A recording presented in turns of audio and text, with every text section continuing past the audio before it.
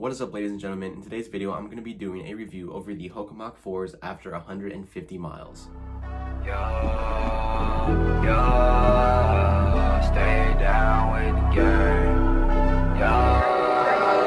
I got no time for the drama, but they won't talk on my name now. Enemies wanna be friends with me. No, there ain't no way now.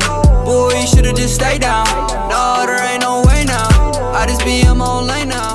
Stay with the gang and stay. So yeah, you guys pretty much heard me correctly. I'm going to be telling you guys how these shoes have lasted over the last 150 miles over the past couple of weeks. Before I do that, I have one running related news to tell you guys. And basically, right here, I bought this jersey I think a week ago. It just came like yesterday. It's an NM running jersey. And when it got here, I realized that I ordered the wrong size. I ordered a woman's medium. Now, it was only $39, which is actually a really good price, but I should have known that for that price, it definitely wasn't a men's medium, because men's mediums are pretty much the most expensive things that you can buy when it comes to running. But it's a pretty cool jersey. I'm probably going to send it back, try to find one my size. You know, I might even buy a used one, but yeah, definitely a pretty cool jersey. I got a couple other pieces of running gear that I do want to show you guys, but I think I'm going to save that for a farther video. I kind of just want to stay focused on this shoe in this video. I think a lot of the videos I'm going to be doing in the future are videos of running shoes and reviews. I really enjoyed doing those videos, and I haven't done those videos for a very long time, so I think I'm going to stick to those for a little while. But basically, these are the Hoka Mach 4's. They are Pro Fly. That is the cushion that they use, kind of like Zoom X for Nike, but they're called Pro Flies. Now, there is no carbon fiber plate in this shoe, and I think that's one of the reasons that this shoe does not cost $300. Now, I wanted to switch from Nike Tempos to this shoe because Tempos costed $200 and this shoe only costs $130, and I was able to get a student discount to bring the shoe down to $108. So it's definitely a better price, you know, for the shoe. Now, as far as how long it lasts, I'm not sure because I haven't got to that point yet. But as you can see, the bottom of the shoe is actually pretty worn out. As you can see, the bottom of the shoe is actually pretty worn out. There's a whole bunch of cuts right here, and there's a whole bunch of pieces that are almost falling off, which is pretty surprising since I only have 150 miles on them. Now, when I got them, the first thing I realized is these shoes, the traction isn't good at all. You know, you can barely run on gravel, and I haven't ran in the rain on these shoes, but I doubt you could probably do that.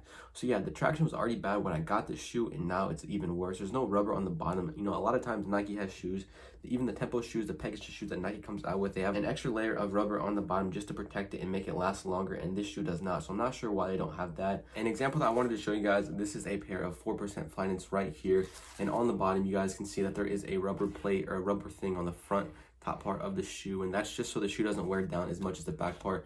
As you can see, the back part lost like 6 pieces. 1, 2, 3, 4, 5, 6. Yeah, the back part lost 6 different pieces, and as you can see, you know, the rubber is definitely worn out a little bit, but it didn't lose any of the pieces. So the rubber is there to make it last a little bit longer. It might just be a Nike thing. You know, I haven't really worn Hoka shoes for a very long time, so maybe, you know, no Hoka shoes have rubber on the bottom. I don't know that, but pretty much the only thing that I wanted to do is go on a run today in these shoes, see how they do, and then let you guys know how they feel after that run. So I guess that's enough talking for right now. I will see you guys when we get out on that run.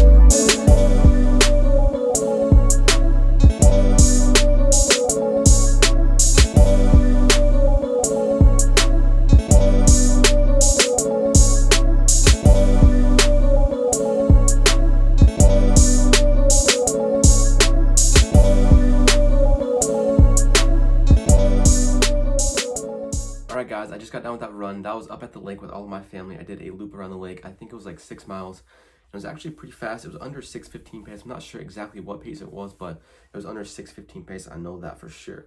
But yeah, these shoes definitely held up pretty good. You know, I'm not sure how long they lasted. I know I said that in the beginning of the video, but I'm sure they're going to be going between 150 and 200 more miles on these shoes. I could probably look it up, see what people say about how long these shoes last, but they don't got much more life left in them. They do still feel pretty bouncy, but definitely not as bouncy as when I got them, and the breathability is still there. There's a bunch of little holes, and it looks like it doesn't do a good job of breathability because they're so big and so clunky, but they actually do a really, really good job. The shoes feel real slick. They look real slick. I still get compliments on these shoes, a couple days out of the week. But yeah, these are definitely some shoes that I would recommend if you're more of a stability runner and need a bigger shoe. And I am not a flat-footed person. The first pair of shoes that ever felt good to me were the Nike Infinity Runs, and those shoes were kind of built towards people who weren't flat-footed. And I kind of leaned on those shoes for a long time. Then I wanted to get out of those shoes in case they ever stopped making them. Here is where I am now. I can run in a couple different shoes because I've tried that, and these are one of the shoes that actually help me, because I need stability and I need a shoe that's going to be for someone who's not flat-footed. So if you are that person, I would definitely recommend you buy these shoes or try them on at least, and see for like 30 days. I think most stores do like 30 days to buy them, use them, and take them back if you don't like them. Maybe it's a little bit less, but check with your store, see if you can take them out for a while. Don't get them too dirty, but definitely make sure you try them out before you buy them. So yeah, I think that's going to conclude this video. Thank you guys so much for watching. I do have a couple videos planned in the future. Not sure when they'll be out, but thank you guys so much for coming back and watching. I will see you guys in the next video. Stay safe and stay blessed, guys. Peace.